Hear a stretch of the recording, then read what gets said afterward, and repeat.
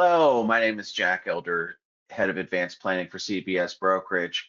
I wanted to take a few minutes today to talk about the power of annual gifts. We all know, that gifts could be really powerful for wealth transfer and for avoiding estate taxes and controlling and having orderly wealth transfer. But I think it helps to go through the basics again because if you look at the math on annual gifts, it's such a compelling story. So let's get into it. First of all, the foundational concepts. You can gift in 2025 up to 19,000 per donee. If you're married, a couple can double that to 38,000. If you make that gift to trusts, then there's some T's to cross and I's to dot. But it's an ideal wealth transfer plan is to make those gifts to trust. You count up the beneficiaries, multiply it by 19. If it's gift splitting, you're multiplying by 38,000. And you're using that for insurance, life insurance, permanent life insurance, because of the strong IRR on the proceeds, okay? So there's two foundational concepts. One, asset location matters, doing this in a trust versus doing it in your estate, and the asset mix matters. And what I mean by that is I'm going to compare the location of this, of where this wealth transfer is taking, whether it's in the estate or in a trust, and then I'm going to compare an investment only approach to investments plus insurance, because I want to underscore the impacts that it has. Okay, so if you keep your assets in your estate, right, then you're subject to estate taxes, and if it's an investment portfolio, you're subject to income taxes. It could be income taxes, capital gains, etc. So you have dual taxation that erodes your wealth transfer. If you do the exact same strategy, but you do it within a trust, you make a big improvement. So the estate tax, you're now operating outside the estate tax. You're putting in, let's say, 38,000 plus, or 70, 38, 19, 76, whatever it is, and that's compounding outside the estate. And so not only is that 19 per donee every year after year, plus the growth on it outside the estate, but that will literally lower your estate taxes if you're disciplined and you do it for a long time, which I'm going to show you. You're still got income taxes. These income taxes are going to be paid either at the grantor level on the grantor's 1040 or at the trust level on their 1041. So that's something to think about. I would describe that as a partial tax solution. Now let's talk about gifting to the trust with insurance. Here, you've maximized your tax efficiency because your gift, you've got it outside the estate, so that's good. You've avoided income taxes also, though, because insurance grows, the cash values grow tax-free, and the death benefit is income tax-free. So you're preserving the family wealth. And critical here, if you don't need the money to support your lifestyle, which if you're giving to trust by definition you don't, you should always at least pencil out the insurance, because the death benefit on the insurance at life expectancy and for a few years after is going to be competitive with almost any portfolio. And I'm going to show you that. So I want to share with you a success story. And that success story, I'm going to go into some numbers here on Tina. Okay, so here's Tina's situation. I'm going to drag it over. She is 60 years old. She's worth 17 million. Today, she has no estate tax. Okay, this is her current situation. But if her wealth grows at 6%, eventually out here at age 75, you see what happens. Her growth has grown and it's outpaced the exemption. So here's the exemption, right? And eventually her wealth outpaces it. It's obviously it's a married couple.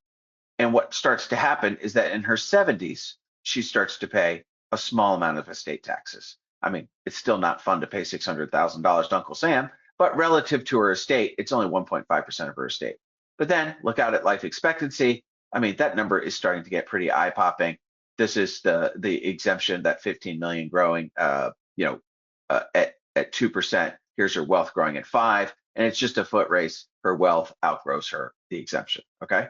Now, what if she starts making gifts? So note here, and I'll show you a better comparison.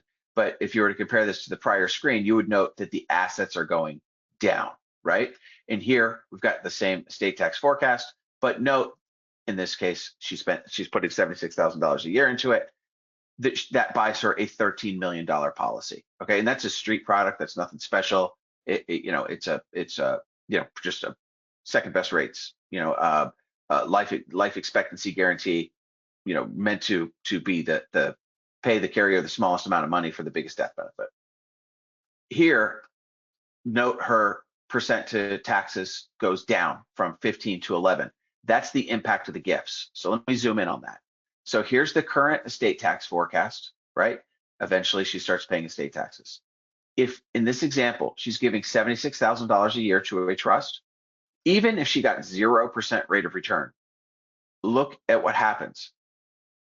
Under the proposed, she doesn't pay any estate taxes, in the forecast until age 77. So you get 2 years of kicking the can down the road on the estate tax, and that is the impact of that 76 plus compounding for 15 years or 20 years. That money is just compounding outside the estate. So just making gifts, getting a 0% rate of return, she cuts Uncle Sam out, like literally. Okay, but we are getting actually quite a great rate of return because we're buying life insurance.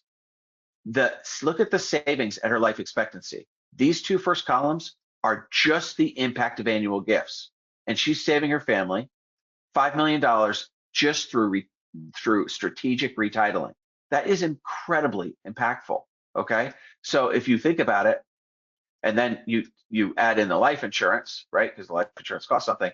Your net improvement, you're improved by $6 million just by strategic retitling.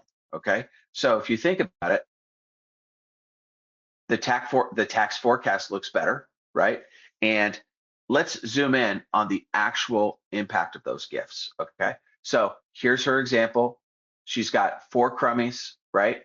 So the annual gift is $116,000, and that includes both her and her husband through gift splitting. Okay, note the estate taxes here. It's the same as before. They hit at age 75. Okay, so the red line is estate-based investments. So your money is growing in the estate. You can see right here, if you were to make those same exact investments in a trust, right? And I just assumed investment returns of 6.5%, income taxes of 15%.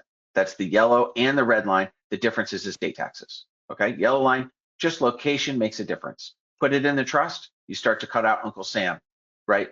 Later, because these gifts would grow outside the estate.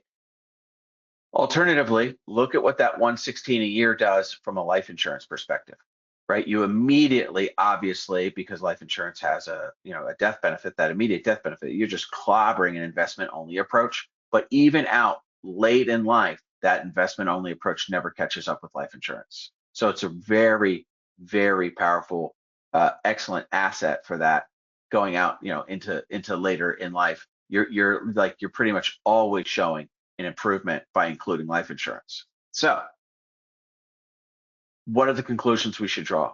Asset location matters. Put it in a trust. Don't leave it in your estate. If you do that, that compounding takes place in the trust. Even if you got 0% rate of return, which obviously you never would, but you're cutting Uncle Sam out of the equation because you're getting that growth out, or that growth isn't occurring in your state. Second, asset mix matters, and what I mean by that is that life insurance needs to be in the mix whenever you have a client that's focused on wealth transfer. So the advice, the takeaway is to model the annual gifts to trust, eMoney, Money Guy Pro, Right Capital, whatever you're using, and you will be surprised at the impact that it will have on the estate tax and on the net to heirs. With that, have a great day.